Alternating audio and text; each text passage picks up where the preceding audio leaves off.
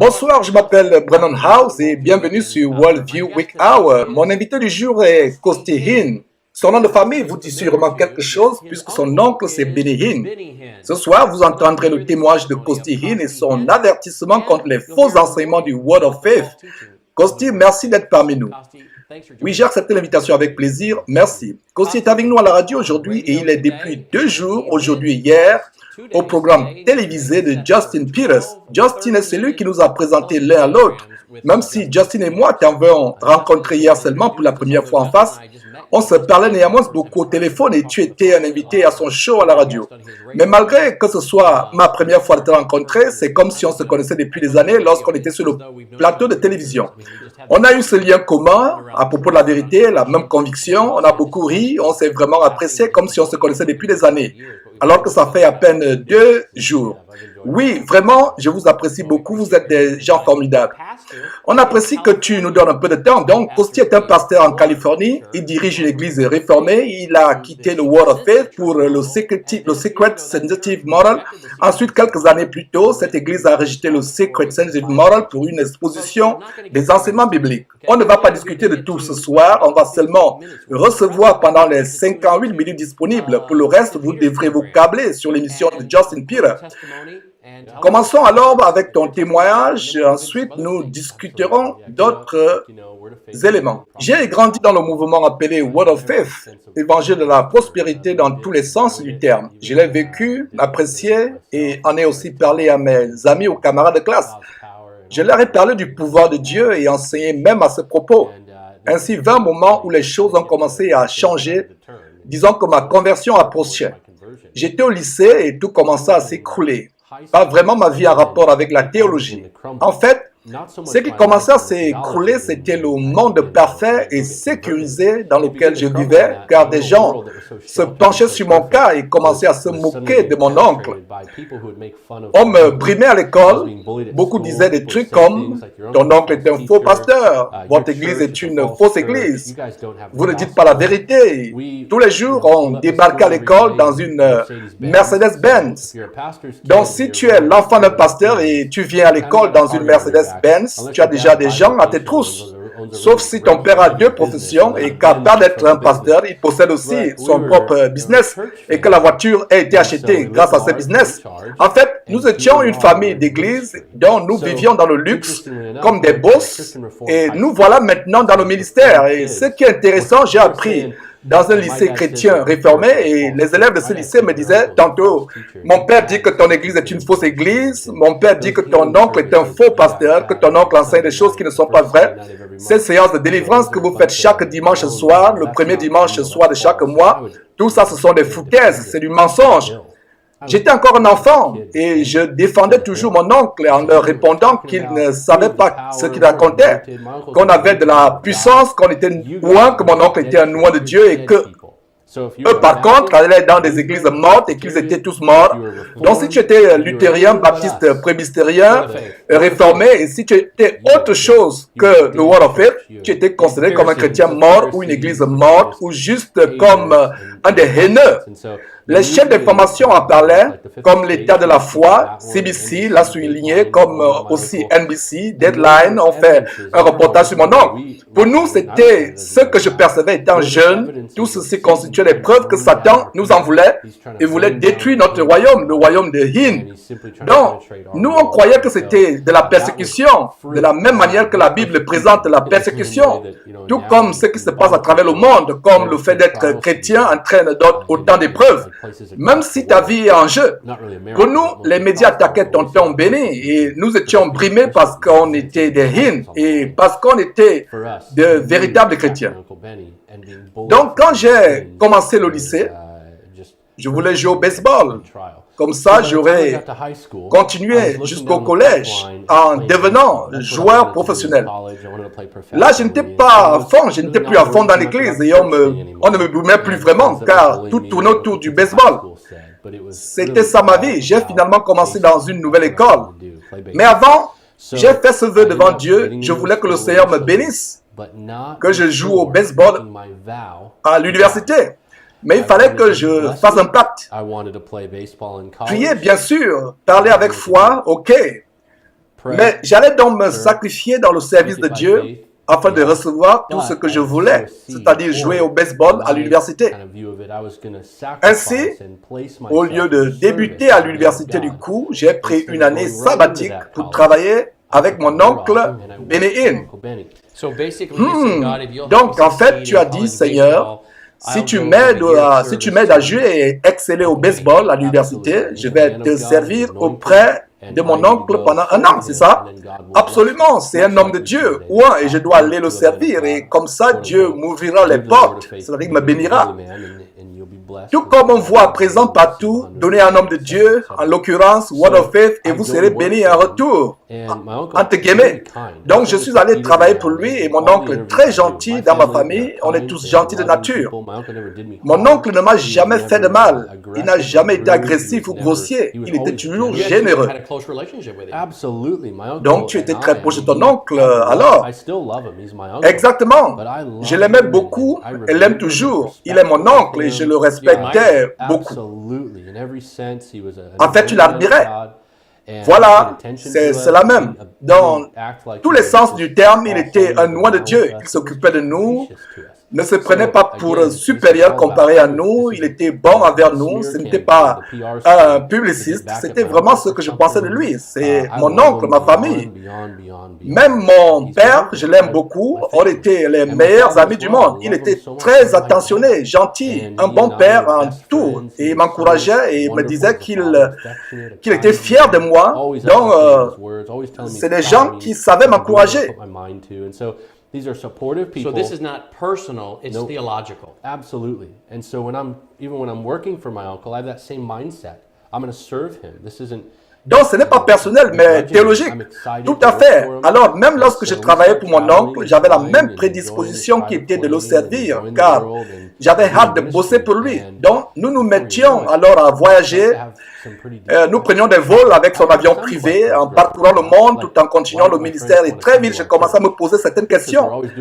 Des questions que j'avais même en grandissant, telles que pourquoi mes amis ne veulent pas joindre notre église, puisque nous avons toujours des séances de délivrance, ou pourquoi mes amis ne reviennent pas à l'église après leur premier passage. Eh bien, c'est parce qu'on pratiquait beaucoup de choses étranges, entre autres des campagnes de saintes où mon père imposait les mains aux gens et nous tous parlions en langue sans arrêt, du genre levez les mains et priez au nom du Saint-Esprit, commence à prier en esprit et toute l'assemblée commençait à parler en langue. Depuis étant enfant, on t'enseignait déjà à le faire, en plus d'imposer les mains. Donc, tes amis ne voulaient vraiment pas revenir à ça, car ils disaient tous que c'est bizarre. Avec le temps, ça se comprend car dans la Bible, les langues étaient connues et presque inutiles si personne ne comprenait ce qui se disait. Malgré tout cela, je mettais ces questions dans un coin, car on ne doit pas parler en mal d'un homme de Dieu. J'admirais mon oncle et mon père. Personne ne pouvait leur dire « tu as tort ». On devait juste les suivre dans ce qu'ils enseignaient, car après tout, ils étaient loin. Et peut-être que Dieu faisait quelque chose que personne ne comprenait. Donc, on ne les touchait pas et on ne devait pas s'opposer à eux, en gros. Touch not my anointed, ne touchez pas mes oints. En fait, ce verset a été utilisé hors contexte, n'est-ce pas? Absolument, voilà. Mais d'une manière positive, cela nous a appris à éviter les commérages à propos de tonton Benny et de demeurer poli. Mais d'une manière dangereuse, théologiquement parlant, cela nous a appris à craindre des choses et à ne jamais poser de questions. Donc je passais du temps avec tonton Benny et je voyageais beaucoup, je voyais beaucoup de choses, je m'amusais quoi. On volait au-dessus de l'océan Atlantique, je mangeais de la bonne cuisine, on allait en Europe, en Inde, on avait des foules immenses. Cependant, je ne comprenais pas pourquoi les guérisons dans la Bible ne correspondaient pas aux guérisons lors des croisades d'évangélisation. Et aussi pourquoi les enseignements de la Bible étaient parfois différents des enseignements dans les croisades. Et je n'arrivais pas à savoir qu'ils n'étaient pas vrais. Donc j'ai pensé à un truc. Pourquoi les gens ne sont pas guéris en un instant? Instantanément, guéri instantanément. Pourquoi il faut un culte de 4 heures de temps avant d'arriver aux guérisons? Jésus-Christ n'a-t-il pas guéri les gens instantanément? Bon, après, je me suis encore dit que parfois la foi des gens fait obstacle, donc ça peut compliquer un peu tout ça. Donc, ce sont là certaines questions que je me posais sans cesse, que j'avais toujours dans la tête. manquez pas de vous abonner à notre chaîne YouTube Jésus-Christ TV, en cliquant sur le bouton s'abonner, juste au bas de la fenêtre de cette vidéo. Ainsi, vous recevrez automatiquement nos nouvelles vidéos, et vous ne raterez aucune. Vous connaîtrez la vérité et la vérité vous affranchira. Jean 8, 32.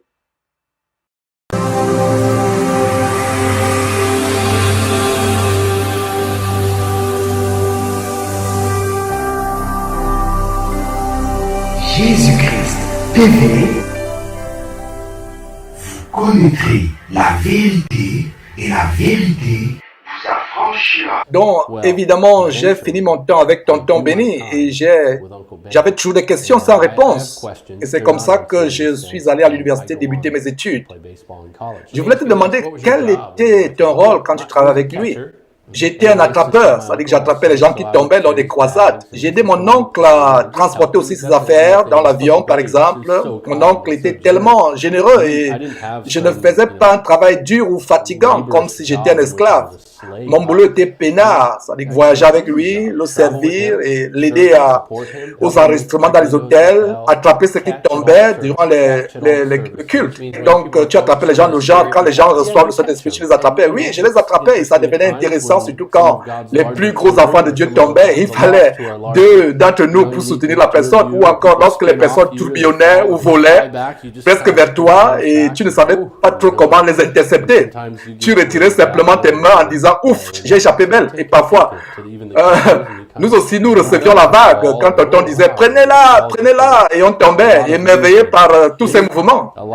Et donc, tu as fait tout ceci pendant une année entière. Oui, voilà, en effet, et un peu plus même. Et il me payait bien, tranquillement, très gentil. Et tout cela allait bien et toujours d'excellentes questions dans ma tête. Mais il faut se rappeler que je n'étais pas né de nouveau, ni sauvé pour de vrai. Je ne comprenais pas l'évangile comme maintenant, au point où je n'étais pas sauvé. Je vivais carrément une double vie. Je profitais de la vie. En 2006, j'étais à l'université et je jouais au baseball et croyais que le Seigneur m'avait ouvert la porte et tout. Après avoir servi le Seigneur pendant un an.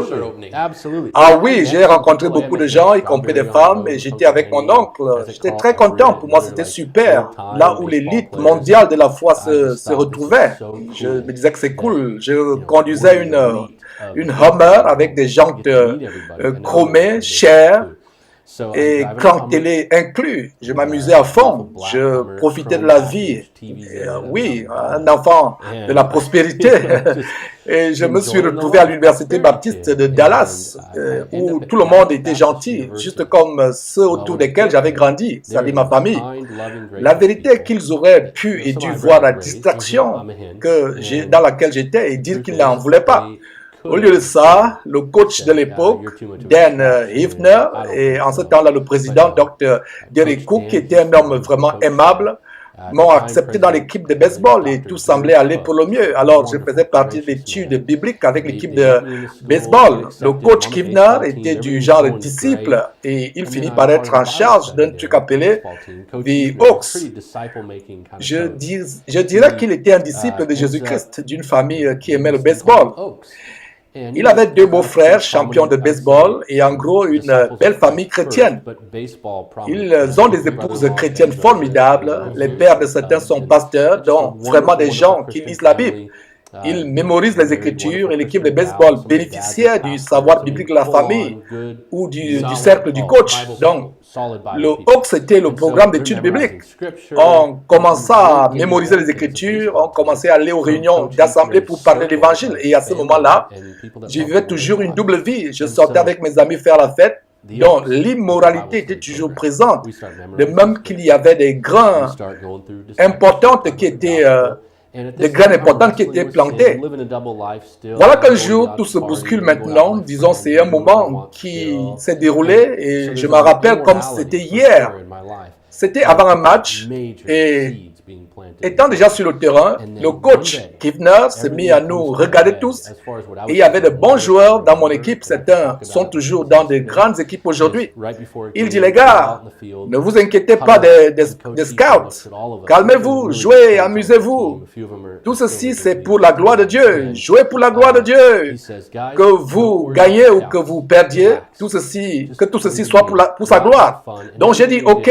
Et moi, bref, je ne savais pas ce que la gloire de Dieu signifiait. Quand je grandissais, la gloire de Dieu, c'était de viser la chorale.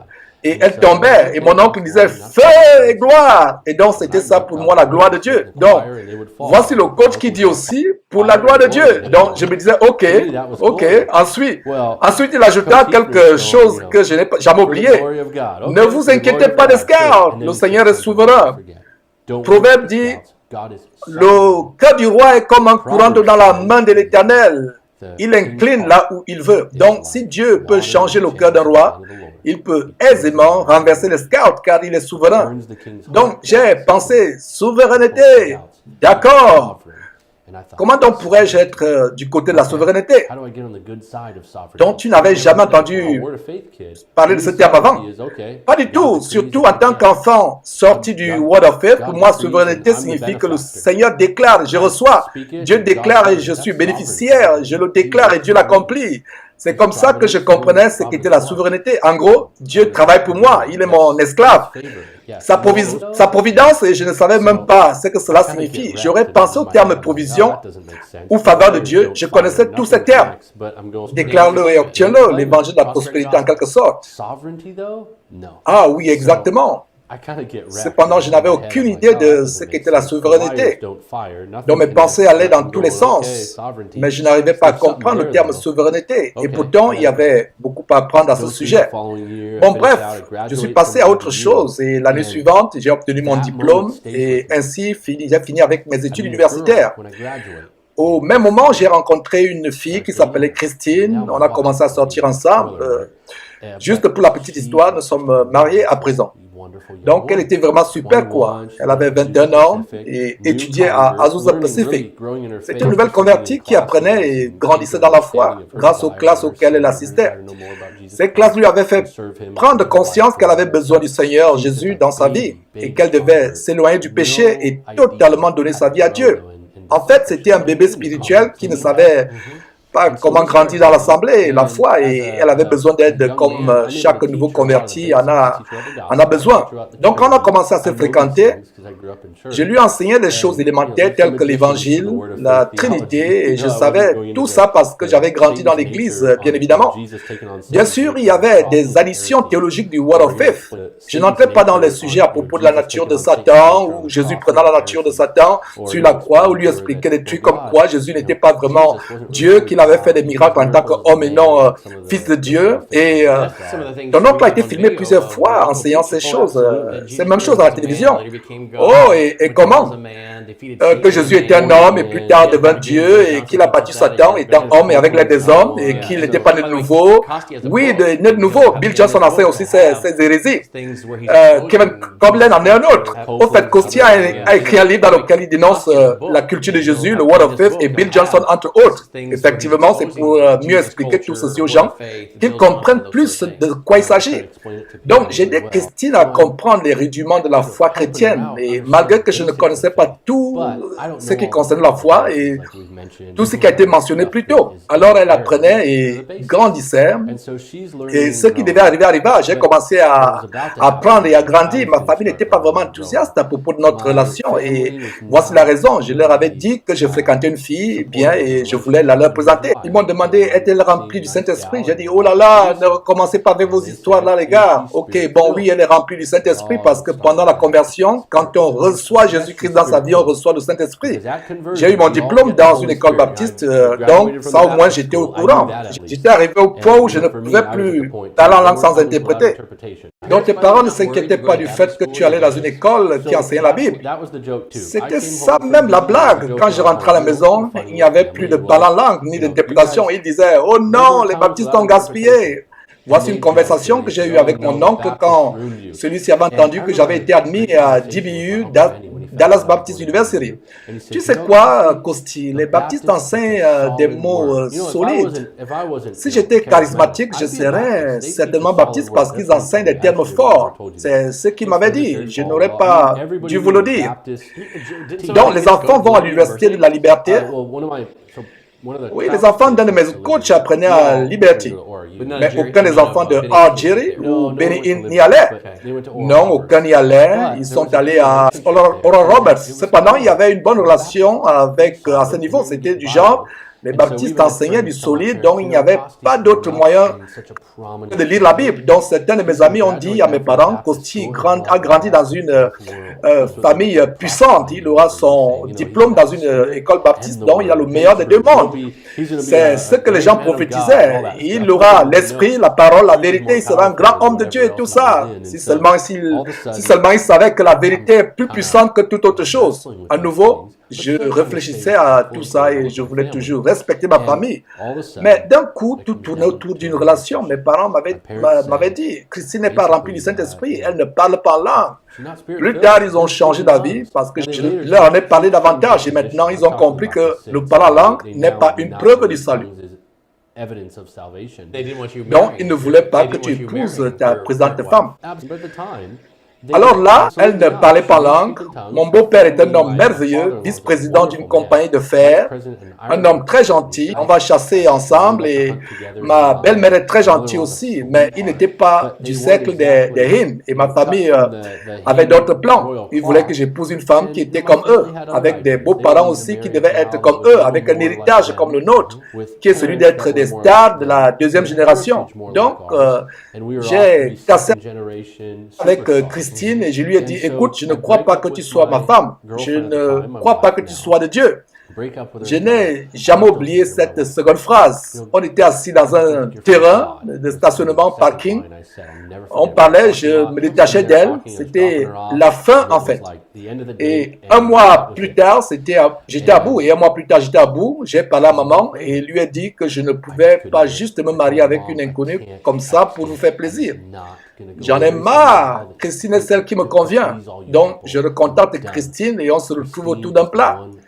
Christine, toujours charmante, gracieuse, me dit, Costi, je pense que tu aurais appris de cette expérience de toute façon. Je suis heureuse que tu m'aies rappelé pour qu'on discute. Cependant, je crois que tu dois apprendre à prendre des décisions toi seul. Agis en homme et pas selon ce qui convient à ta famille. Cela marqua un autre moment important dans ma vie. Après la souveraineté de Dieu, devenir un homme. Du coup, mes parents ont un peu fléchi, mais ont ajouté, on va amener Christine au culte de tonton Benny.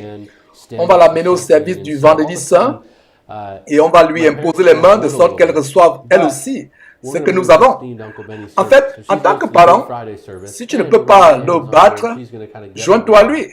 Si tu ne peux pas empêcher ton enfant, à se marier à quelqu'un, laisse tomber et aime-les. Supporte-les, établis même un semblant de relation. Alors, au fil du temps, le plan était d'arranger Christine, arrangeant entre guillemets. Donc, il fallait amener Christine à une des séances de votre oncle de façon assez... Oui, tu as tout compris. Donc, mon père et tous ces instants qui consistaient à imposer les mains, pitié de ma femme, elle a tout fait comme il fallait. Elle est tombée, elle a mis ses mains en l'air et elle est tombée, trébuchant sur ses talons même. Donc, elle essayait d'être slain in the spirit, frappée dans l'esprit. Ah oui, en effet, elle m'a avoué que l'expérience qu'elle a faite était effrayante et elle s'est sentie bizarre, comme si c'était une présence démoniaque qui était là. Je n'ai jamais vraiment dit cela. Mais en ce moment-là, elle était déjà une véritable croyante, non? Oui, elle était. Et si tu me demandais maintenant, toi, tu penses qu'il s'agissait de quoi? C'est très simple. Un vrai croyant qui plonge dans cet environnement devrait se sentir vraiment inconfortable et avoir la conviction que cela ne vient pas de Dieu et que ce sont les ténèbres et non la lumière. Ce n'est pas ma place ici. Christine se disait, non, est-ce la voix du Seigneur?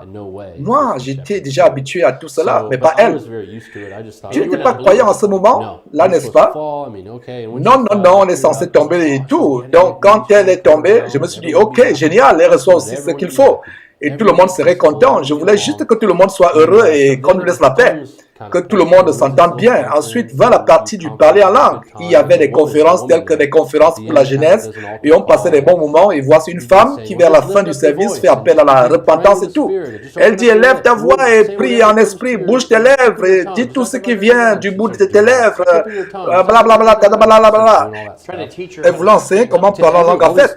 Oui, à tous ces enfants devant nous, ma femme et moi, vraiment pitié de ma femme. Elle est d'accord pour que je partage ces choses, car c'est la vérité. Elle lève sa main en l'air, car elle a appris que c'est un signe d'abandon, et tout le monde le faisait autour de nous. Il tremblait et faisait des trucs bizarres. Ma femme, toujours les mains en l'air, essayait de regarder et imiter. C'est comme ça que je voyais son menton bouger, et elle essayait de parler en langue. Sur le coup, je me disais, waouh, elle y arrive, ça va marcher, oh là là, j'ai hâte que mes parents voient ça. Attends, elle parle en langue là. Problème réglé, je vais épouser cette fille et vous ne pourrez plus m'en empêcher. C'est bon là, le fiston est prêt, personne ne peut plus dire quoi que ce soit. On ne peut plus dire à Roméo de ne pas avoir Juliette, c'est fini tout ça. Et il fallait qu'elle soit remplie du Saint-Esprit et parle en langue pour que tout le monde soit content. Quelque temps après, elle disait qu'elle ne comprenait pas elle ne comprenait rien de cela et qu'elle n'était pas heureuse à propos de tout ce qui se passait. Elle avait l'impression que ce n'était pas bien, que ça ne venait pas naturellement. Tout était enseigné et même forcé. Bon, comme une bonne convertie, bien sûr, je croyais qu'elle avait été bien convertie. Elle lisait les Écritures et se sentait condamnée. La pauvre, elle ne connaissait même pas encore bien la parole et personne ne l'avait vraiment pas accompagnée dans sa marche avec Christ. Mais le discernement, la condamnation et le Saint-Esprit sont assez pour un chrétien, un croyant, pour qu'il ou elle comprenne qu'il y a quelque chose qui n'est pas clair. Donc, elle s'était rétractée et un jour, elle vient me dire qu'elle a compris un truc. Costi, je ne crois pas que j'ai un problème. N'est-ce pas l'apôtre Paul? Attends, je vais te le montrer. Est-ce qu'il n'y avait pas quelque chose comme ça? Mais tous ne parlaient pas langue. Il y a quelque chose comme ça dans la Bible. Et je réfléchissais, oui, peut-être, en effet, je ne sais pas, parlons-en un tout petit peu. Corinthiens chapitre 12, elle me le montre et je commence à comprendre certaines choses. Des éléments me reviennent à l'esprit et comme j'avais appris à l'Université baptiste de Dallas, plusieurs points dans l'intervalle de 4 à 5 ans. Donc, toutes ces graines qui avaient été plantées au courant de ma vie ont fait que je commence à réaliser qu'effectivement, Paul avait dit que tous ne parleraient pas en langue, tous n'auraient pas les dons de guérison, d'interprétation et tout cela. Christine avait raison, les Saintes Écritures avaient raison. Donc je me suis rétracté et vraiment, pour ma famille, ce n'était pas assez. C'était la doctrine que nous connaissions, nous étions attachés depuis des générations. Là, je commençais à être différent, à me détacher de cela, ce qui n'était pas normal car on fonctionnait comme une mafia dans le ministère. Personne ne doit être critique de la famille ou quitter la famille. Le sang est plus épais que la famille. La famille est plus importante que la doctrine. En tout, tu ne dois pas te détourner de ta famille. Je ne connaissais pas les paroles de Jésus dans Matthieu chapitre 10 et il dit qu'il est venu apporter les paix et non la paix, qu'il va mettre à dos père et fils, mère et fille. Je n'avais jamais vraiment réfléchi à Matthieu chapitre 12. Qui sont ma mère et mes frères, ce sont ceux qui entendent mes commandements, les commandements de Dieu, qui entendent les commandements de Dieu et les gardent. Donc pour moi, les Écritures devenaient vivantes. Et c'est ma femme qui m'avait aidé à ouvrir les yeux. Donc on faisait un ministère au Canada et les questions venaient maintenant au galop. L'orage se formait, la tempête arrivait. Ma femme passait des moments difficiles. Et quand il y a des problèmes de doctrine, ça cause des divisions au sein de la famille. C'était très dur. Donc, un ami à moi m'a appelé depuis la Californie. Nous sommes tous deux fans du hockey. Et je suis Canadien en plus. Donc, il me saluait et tout. Coucou, comment ça va de ton côté? Je répondis, ce qui se passe ici est grave. Ma femme ne peut pas parler en langue. Elle tombe et ressent des sensations bizarres. Ça ne va pas du tout. La situation était telle que j'essayais toujours d'aider à l'église, mais papa et moi avions à présent des différends à ce propos. Papa était un peu plus âgé et moi plus jeune. J'essayais de faire revivre ce sentiment qui nous unissait et au moins penser à l'avenir ensemble dans cet environnement. Mais ça n'allait pas du tout et il m'a dit, bon, à chaque fois que tu me verras, ne me blesse pas s'il te plaît, il s'agit de mon cœur. Tu dois arrêter de te prendre pour mon héros et arrêter de te comporter comme si tu étais mon sauveur dans cette église. Cesse tout ça et deviens plutôt le héros de ta femme. Concentre-toi sur ton premier ministère qui est ton mariage, ta femme. Ce discours m'a étonné et réveillé. Il était temps que les choses changent. Je ne savais pas quoi faire et priais en demandant au Seigneur quelle direction emprunter. J'étais perdu. J'ai dit à ma femme que j'étais prêt à aller n'importe où et même prêt à tout pour l'honorer. Et j'ai regardé dans Éphésiens chapitre 5 et 1 Pierre chapitre 3. Je cherchais partout dans la Bible les enseignements sur comment traiter sa femme en tant que croyant. Du moins, je pensais l'être. C'était la première fois que j'entendais que mon premier ministère était ma famille, donc ma femme. Car je n'avais pas grandi en écoutant cela. Mon père fréquentait ma mère, ensuite ils se sont mariés et leur mariage était un bon mariage. Fin de l'histoire. Mais mon oncle Benny se concentrait surtout sur son ministère. Sa famille n'était pas sa priorité, car tout tournait seulement autour de son ministère. Son ministère était sa femme, sa maîtresse. Alors voici un nouveau mystère qui s'installait en moi. Pendant que le Seigneur travaillait mon cœur, voici une église en Californie dans laquelle j'avais plusieurs amis qui m'appellent une semaine après et me disent: au fait, il y a une position vacante en tant que pasteur des jeunes. Est-ce que ça t'intéresse? On peut te payer quelques centaines de dollars chaque mois, même si ce n'est pas beaucoup. Tu as besoin d'un travail. Même si ça ne va pas trop t'aider à t'occuper de ta femme, viens quand même. Ça nous a amusés, ma femme et moi, mais nous avions sauté sur l'occasion et quitté le ministère de mon oncle et ma famille. Alors j'arrive dans cette église, tout est cool, tenue relax, t-shirt en forme V, pantalon jean serré, on était en Californie maintenant. Sucre sensitif, sensible au secret. Oh, bien sûr, malgré les tenues relax et tout, il fallait être discret à propos de certaines choses, bien évidemment. Ce qui devait être partagé était plein en réserve. Je suis donc arrivé dans cette église un an après qu'elle avait ouvert. On était vraiment chaud pour accomplir le boulot et nous accueillons même différentes dénominations lors des événements. C'était une sorte d'environnement écuménique. Donc, nous voici impliqués dans une mission de sauvetage. Puis-je te la raconter? Oh oui, je t'en prie, vas-y. Donc, on a commencé à prêcher aussi, on exposait certaines dérives, mais tout en restant ouvert au message d'autres dénominations. À ce moment, durant la première année, j'ai eu l'opportunité de donner un sermon. Donc, pense au fait qu'il y ait des changements qui sont déjà en train de s'opérer, même s'ils ne sont pas encore vraiment visibles. Mon pasteur me dit alors: écoute, nous sommes dans Jean, quand nous avons commencé avec les aides d'études bibliques. Je suppose que c'est comme ça que ma femme et moi avions appris l'étude biblique verset après verset. Donc tu commençais maintenant à te transformer, tu n'étais plus un chercheur d'église à caractère sensible au secret, mais tu devenais plutôt le pasteur qui questionnait les choses pour voir si elles étaient appuyé par la Bible. Et tu te tournais à présent vers un enseignement biblique qui exposait des vérités. Et oui, ce changement a commencé grâce au sermon. Et vous avez raison. Ensuite, le pasteur qui nous enseignait a commencé à se tourner vers ces enseignements, explorant un peu plus les Écritures, malgré que l'Église gardait ses mêmes habitudes. Le slogan de notre Église était: nous sommes une Église avec mission. C'est là que nous avons fait notre mission de sauvetage, servant Jésus-Christ et les derniers les moins perdus. C'était vraiment cool tout ça comme slogan. Attends, il ne nous restait plus qu'à construire des puits en Afrique. C'était de la justice sociale en quelque sorte. Ah oui, je ne te le fais pas dire. Tout le monde était chaud pour cela. Le slogan était vraiment super pour nous. On voyait déjà comment on allait convertir d'autres églises afin qu'elles fassent aussi des missions de sauvetage comme nous. On voulait une église multiraciale, noir, blanc, asiatique, peu importe. On se concentrait surtout sur un endroit, une niche, et on se sentait cool quoi. Et bizarrement, aucun d'entre nous n'était pauvre ou sans abri. Nous étions tous à l'aise, aisés. Donc, le pasteur enseignait dans Jean, mais toujours dans la même lancée, suivant les autres courants dénominationnels. J'ai finalement eu l'opportunité de prêcher, et ce fut sur Jean chapitre 5, la guérison à la piscine de Bethesda. J'ai demandé à mon pasteur si c'était un piège, et il m'a assuré que non, ça n'a jamais été un piège. Ils ont permis à l'enfant c'est-à-dire moi, de prêcher sur la guérison. Donc, vous voyez comment ça va se passer. J'ai pensé que c'était un piège. Mais en fait, c'était ma chance. Et voilà, c'est parti. Et je m'appliquais à étudier, mais je ne savais quoi faire d'autre que de regrouper un tas d'informations qui illustraient bien le message à faire passer. Les illustrations sont comme une fenêtre pour le sermon. Elles laissent passer la lumière. Voici alors mon pasteur qui vint déposer un commentaire de John MacArthur sur mon bureau disant que ça m'aiderait à être bref dans le sujet. une bonne introduction avec explication des termes grecs, etc.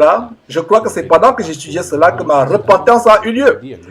Je lisais et MacArthur disait quelque chose, cet homme ne savait pas qui était Jésus. Quand les pharisiens lui demandèrent qui lui avait dit de se lever et de prendre son lit, cet homme ne savait pas qui Jésus était. Il ajoutait alors que c'est là que réside le plus grand secret des hommes opérant des guérisons. Crois un peu seulement et tu seras guéri.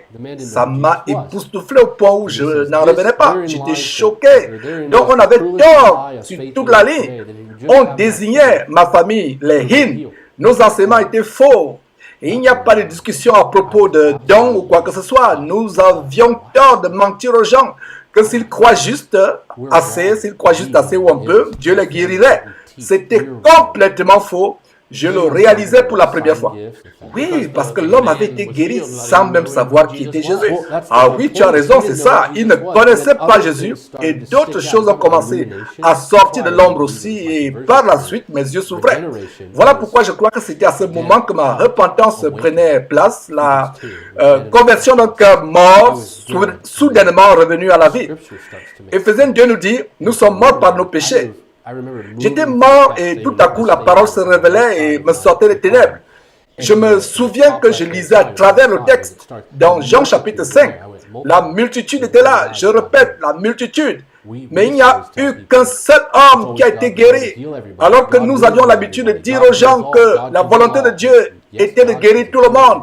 Et que Dieu guérirait tout le monde, que Dieu pouvait guérir tout le monde. Ok, bien sûr, Dieu est un guérisseur toujours. Dieu est un guérisseur toujours d'actualité.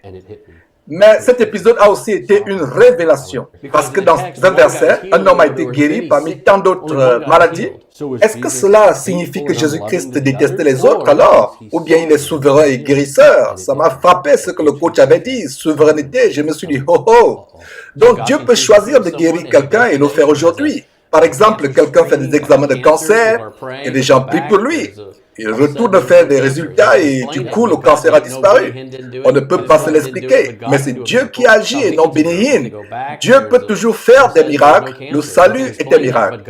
Alors tu ne doutes pas des miracles et je ne doute pas des miracles non plus. C'est juste que nous ne croyons pas qu'il y ait des prophètes ou des apôtres spécialisés en faisant des miracles parmi les hommes de nos jours. C'est vrai, personne ne l'utilise, sinon au lieu de l'exercer de la même façon dont les hommes l'enseignent, ils l'utilisent comme s'il s'agissait de quelqu'un plein de compassion. En fait, si tu es plein de compassion, tu l'es, c'est ton don, point final. On ne te l'apprend pas à exercer, c'est plutôt du genre, tu te la pousses maintenant, ou tu te vantes, c'est dans du genre, tu te vantes. J'ai le don de guérison. Tu vas dans un hôpital, au nom de Jésus-Christ, boum, guérison instantanée. Alors que jusque-là, il n'exerce pas la parole de Dieu, il ne la pratique pas. Ce n'est pas ce qu'on appelle don. Est-ce que Dieu guérit? Oui, mais tu as raison de dire que c'est pas juste de l'exercer.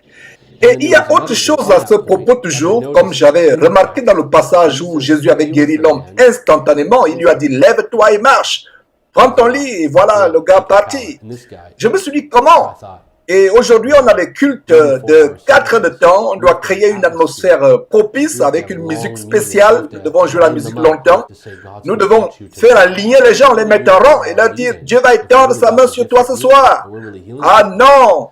On n'a pas besoin de faire tout ce cirque si on a vraiment reçu le don de guérison. C'est comme ça que j'allais dans les Écritures et remarquais que Jésus guérissait instantanément. Sauf une fois dans Marc où il a dû prier sur l'homme aveugle 2 fois.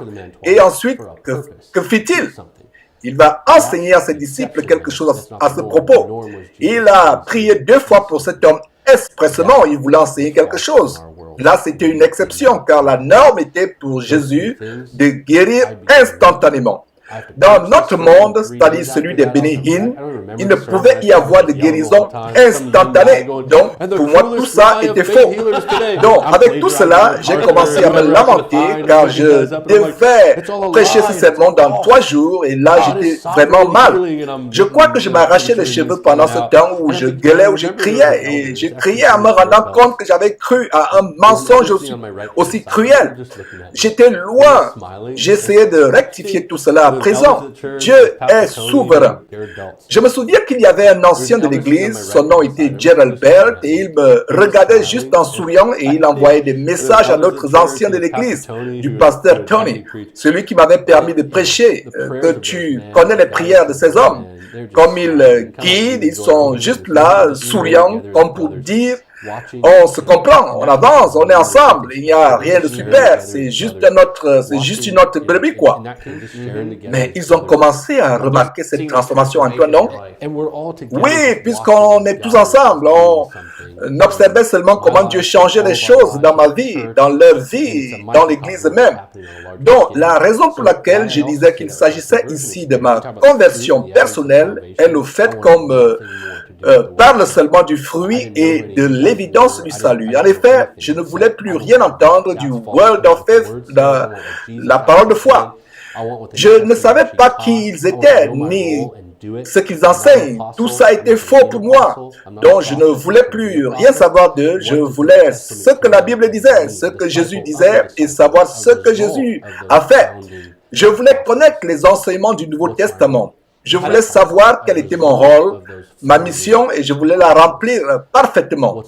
Je ne suis pas un apôtre et je ne serai pas un apôtre. Je ne suis pas un prophète et je ne serai pas un prophète. Qu'est-ce que le Nouveau Testament me demande de faire en tant que disciple des disciples? Quel est mon rôle? Comment ta famille a-t-elle réagi à tout ceci?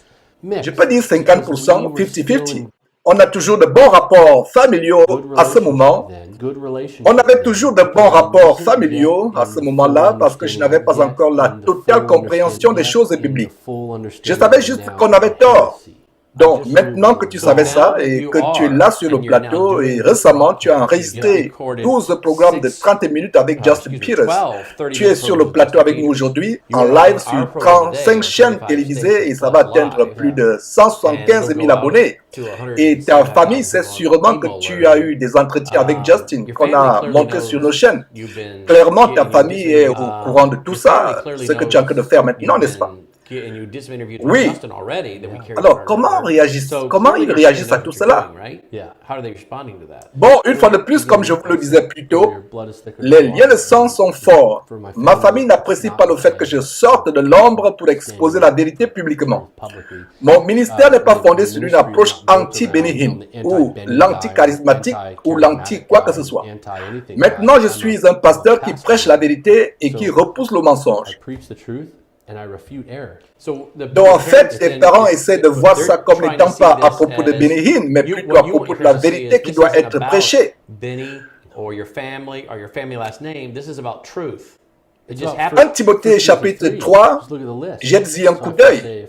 Donc si mon oncle m'appelait et me demandait « Qu'est-ce que tu fais, Costi? Pourquoi tu racontes toutes ces choses ?»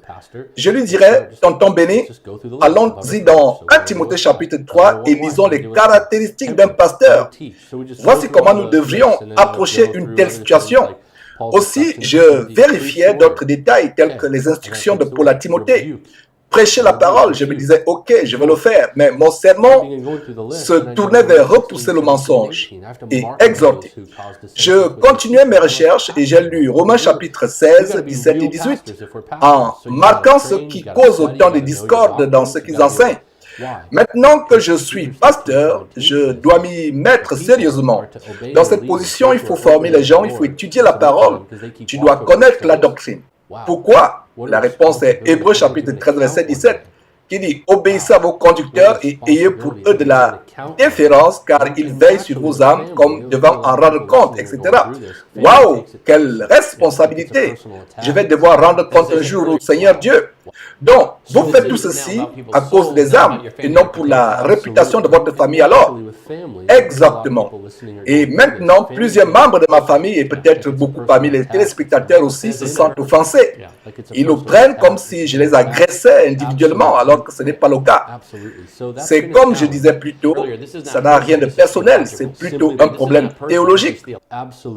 Voilà, c'est simplement à propos de la vérité. tout simplement.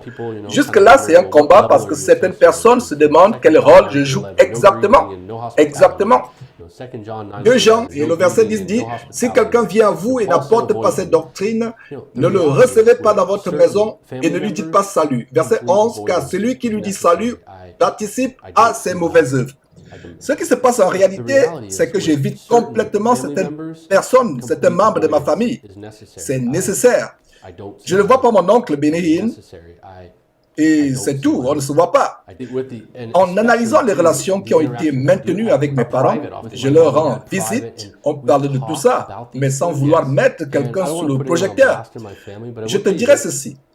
Ça va surprendre plus d'un, mais je commence maintenant à recevoir des réactions des membres de ma famille disant « Écoute, on voit tout ce que tu es en train de faire et vraiment, comprends que nous ne croyons plus à tout cela, à tout ce que Benehin fait.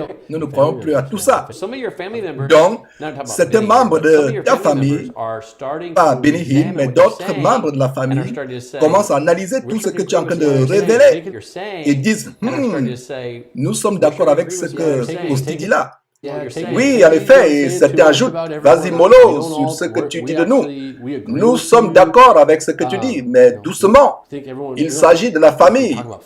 Il s'agit de la famille là.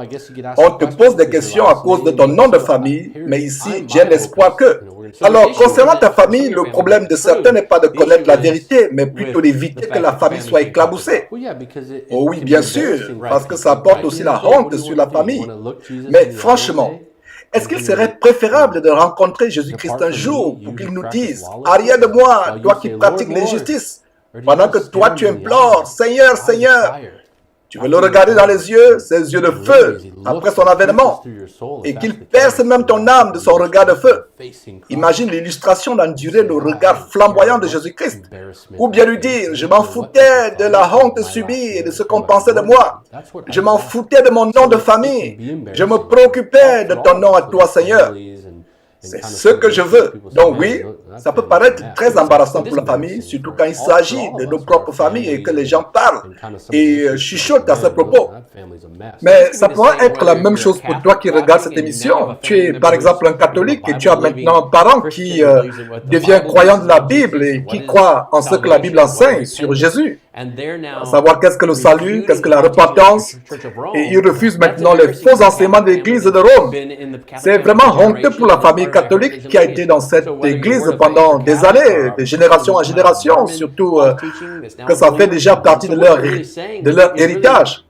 Que tu sois Word of Faith, Kingdom Now, catholique, mormon, tu peux te détacher de ces fausses doctrines. C'est le message que tu veux faire passer, non? Et le fait de rester attaché à leur famille les maintient dans ces fausses doctrines plus longtemps. Voilà, c'est embarrassant, c'est dur, c'est un combat, mais nous devons nous séparer d'eux. Nos proches qui suivent ces fausses doctrines, ils sont attachés. L'aide m'est venue à cause des relations que j'avais. Si les gens me disaient non, tu es un hin, ou si mon coach m'avait dit 2 Jean, verset 9 à 11, pas de salutation à ton égard, petit hin, et l'avait mal interprété, qui alors m'aurait aidé? Je n'étais pas un faux pasteur, mais j'étais un fidèle. Donc, même les proches doivent supporter la vérité et ne pas s'inquiéter de la honte qui vient avec cela, ou ce à quoi les gens pensent. Il ne faut pas aussi complètement tourner le dos aux gens. Gardons une certaine relation pour être capable de partager avec eux. Mais comme je l'ai dit, je garde mes distances. Je ne vais pas appeler mon oncle Benehin et juste lâcher tout comme ça d'un coup. Non. Il est dans le faux et je crois qu'il le sait d'une manière ou d'une autre. Mais en même temps, plusieurs proches dont mes parents l'ont suivi aveuglement dans ce mouvement. Donc je garde un semblant de relation, dans le but d'évangéliser surtout. C'est un devoir. Nous devons évangéliser coûte que coûte. Il y a quelques semaines, j'ai discuté avec mes parents et on a eu une bonne conversation sur l'évangile et c'était tout. Je continue de prier pour eux, ils m'aiment, moi aussi je les aime, mais il y a d'autres proches qui sont très impliqués dans Bethel. On ne se parle pas vraiment. Alors, tu parles de l'église de Bethel à Redding, en Californie, de Joe Johnson. Oui, voilà. Centré autour de Jésus, autour de Jésus-Christ, une nouvelle réformation apostolique. Exactement. Ils y sont à fond et j'ai un proche qui travaille avec Todd White Beaucoup d'entre eux sont toujours dans ces choses-là et ils m'ont tous bloqué sur les réseaux sociaux. Aucun ne veut m'adresser la parole, mais si seulement ils avaient des questions à poser, je leur ouvrirais ma porte, grand comme ça. Même au boulot, je les recevrai. Quand je suis en pause, je décoche mon téléphone à chaque fois que quelqu'un a besoin d'aide. Ou même si la personne vient juste, ou même si la personne veut juste être éclairée sur certaines questions. On discute de la parole de Dieu tranquillement. C'est la parole qui le veut. Jude a dit à Rachel, aie pitié de certains. C'est une mission de sauvetage là. Donc, laisse-moi te poser quelques questions rapidement. Pour beaucoup de nos téléspectateurs, tout ceci est nouveau et ils ont des millions de questions. Donc, si une question est inconfortable, tu peux le dire et on passera à la suivante. Ok, ça marche. À ton avis, qu'est-ce qui encourage tous ces faux pasteurs tels que Joyce Meyer ou ton oncle Benny Hinn ou Copeland? Qu'est-ce qui les pousse à faire ça? Est-ce de l'argent? Est-ce l'argent, la gloire? Est-ce qu'ils croient ce qu'ils enseignent eux-mêmes? La vérité, c'est que l'argent, le pouvoir et ensuite les ténèbres. Certains d'entre eux disent, je crois, et les Écritures l'enseignent, qu'il y a ceux qui trompent et ceux qui sont trompés. 2 Pierre aussi parle des faux pasteurs ainsi que tous les pitres de Jude. L'apostasie est exposée, faux professeurs, faux docteurs, faux enseignants, faux prophètes déguisés en agneaux, dont les ténèbres choisissent et placent certains où ils sont. Certains le font parce qu'ils sont sous l'influence des esprits démoniaques. Ils ont été offerts à ce monde en fait, absolument. Romains chapitre 1 dit would be the other two things I would just say that's always been the downfall of humanity. It's involved in politics, involved in everything in the life. flesh. That's right. Loving the world system. Absolutely. So. Romains chapitre 1 dit c'est pourquoi Dieu les a livrés à l'impureté selon les convoitises de leur cœur, dont le pouvoir et l'argent sont les deux autres choses que je pourrais qualifier de pièges pour l'humanité. On les retrouve partout, dans la politique, partout. L'amour du système de ce monde, du système de péché, effectivement. L'argent, le pouvoir et les ténèbres. Durant toutes ces années passées dans cet environnement, avez-vous rencontré quelqu'un qui a été guéri? Non, pas naturellement. Tu veux dire par certaines personnes? Oui, et pas grâce aux mains d'une personne qui proclamait sans cesse avoir le don de guérison. Mais bon, comme plusieurs, j'ai été témoin de cancers qui disparaissaient, des docteurs abasourdis, des gens qui priaient en disant « Seigneur, que ta volonté soit faite ». Et sa volonté était faite immédiatement. Et ressusciter mort. Tu as déjà assisté à une telle scène? Non. Je n'ai jamais vu une personne ressusciter des morts. J'ai entendu plusieurs histoires de ce genre, mais je n'ai jamais vérifié. Toujours une grande fable que tout le monde applaudit, mais je n'en ai jamais vu de mes yeux. Dans les entretiens que nous avons eus avec Justin, qu'on va diffuser dans quelques semaines, tu vas discuter des sujets tels que ne touche pas aux oins de Dieu. Tu vas aller en profondeur dans la théologie avec Justin, n'est-ce pas? Oui. Donc, logiquement, tu vas aborder énormément les arguments pour contredire les enseignements du Word of Faith ou le Kingdom Now sur le plateau avec Justin. Oui, et l'un des points principaux sera de répondre aux questions telles que pourquoi Bethel est-elle dangereuse? Pourquoi Bethel est-elle dangereuse? Pourquoi Bill Johnson et la nouvelle réformation apostolique sont des systèmes de doctrine hérétiques qui contaminent beaucoup d'enfants, et ça inclut Mike Biker. Oui, étant du 21e siècle, je vois ça plus qu'avant dans ma génération. C'est l'émotion, la musique, et on aime tellement notre musique, on aime les émotions. On ne veut pas être froid et sec, quoi. C'est tout ça qui nous attire et nous retient dans ces choses. Les gens de notre génération aiment le show et du coup, quand il n'y a pas tout cela, la bonne musique, oh voilà encore, peut-être tout enseignement où il n'y a pas de musique ou toute personne qui prêche la véritable parole, ils disent ah voilà, ce fou-là. Donc on répond à la grande question qui est de savoir ce que Bill Johnson enseigne et pourquoi c'est hérétique. Et je paraphrase les termes de ses livres et enseignements pour répondre à ces questions. Et tu es en train de travailler sur un livre à ce sujet, non? Oui, mon collègue pasteur Anthony et moi, nous écrivons ensemble un livre qui sortira cet automne, qui s'intitule « Définir la tromperie ». On a une bonne équipe et on a une bonne équipe qui s'implique vraiment pour corriger le tout, pour faire des corrections. Nous avons écrit page après page, et nous aborderons des questions importantes telles que la troisième vague et aider les gens à comprendre pourquoi c'est du mensonge. On espère aider beaucoup de gens en tout cas. La troisième vague que Peter Wagner a enseigné, oui, c'est ça.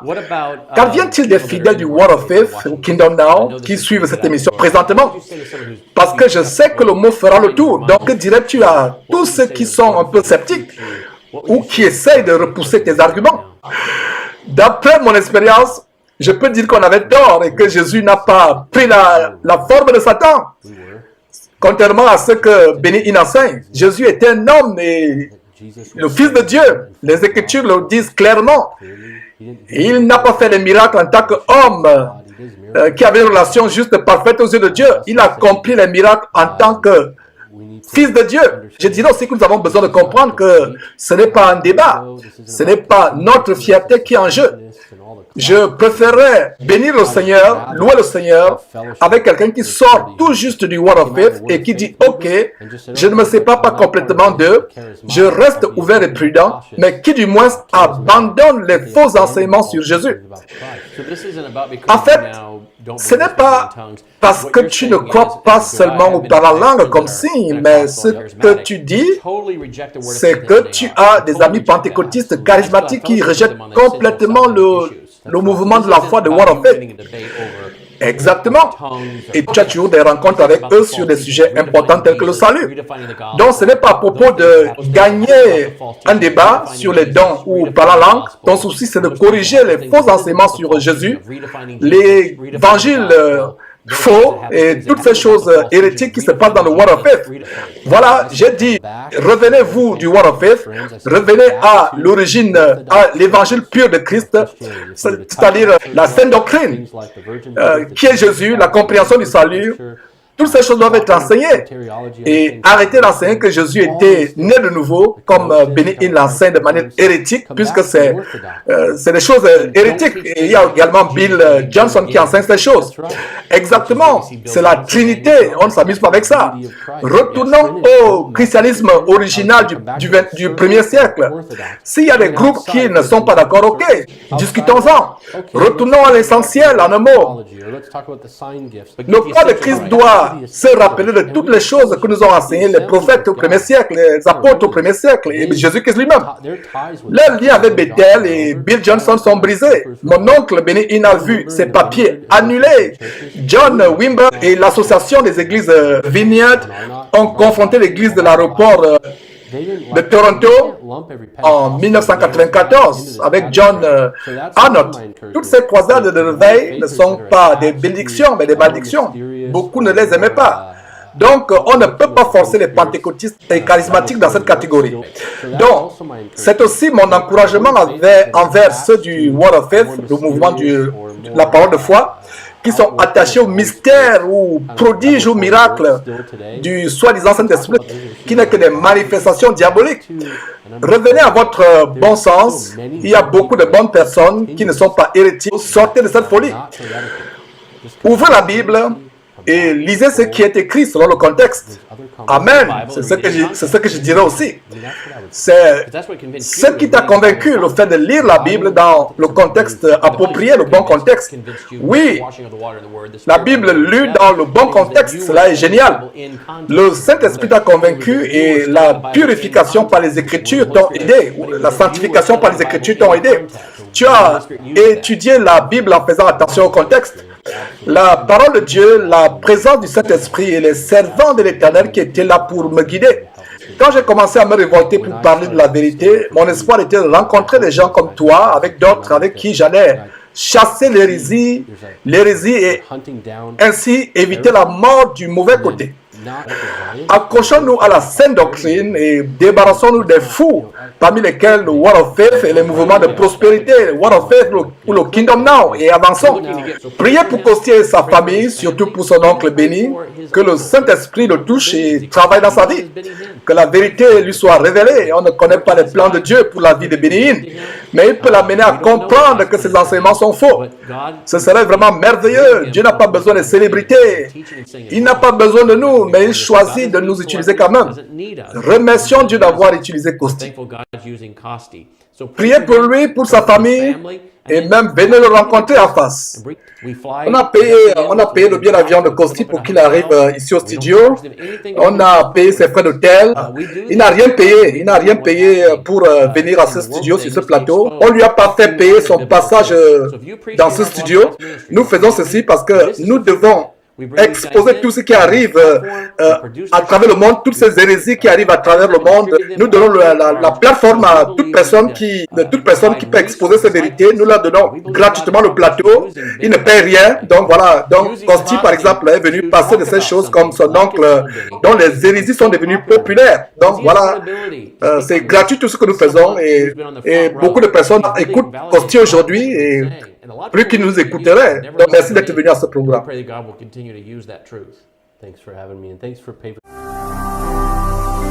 Ne manquez pas de vous abonner à notre chaîne YouTube Jésus-Christ TV, en cliquant sur le bouton s'abonner, juste au bas de la fenêtre de cette vidéo.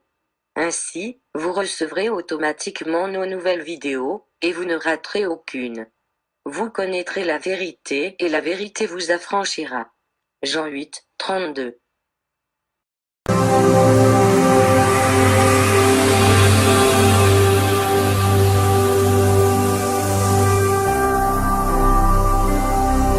Jésus-Christ TV, vous connaîtrez la vérité et la vérité vous affranchira.